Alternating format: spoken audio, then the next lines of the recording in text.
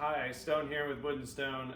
Today I'm doing a bunch of turning, but I wanted to go over how I set up my drill press for drilling out the centers of my turning blanks. And the big thing that I use is the Carter MAGFENCE. It comes with, these are two magnets that you can turn on and off. It comes with the magnets on the outside, which I usually have that set up on the bandsaw that way, so that I have my points of contact as far apart from each other as they possibly can be. But with a smaller table for my drill press, I have them moved in closer. But this allows me, instead of holding this by hand, which has some safety issues with it, this allows me to set up very easily where I want that fence.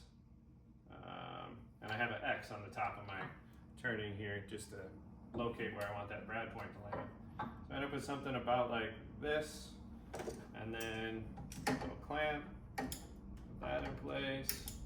And then, as you can see, there's usually stuff that moves around in the process, so you can turn this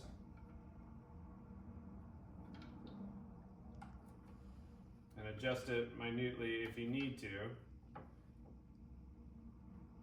get that exactly where you want it. So that's a little tip and trick for the day. Have a good one.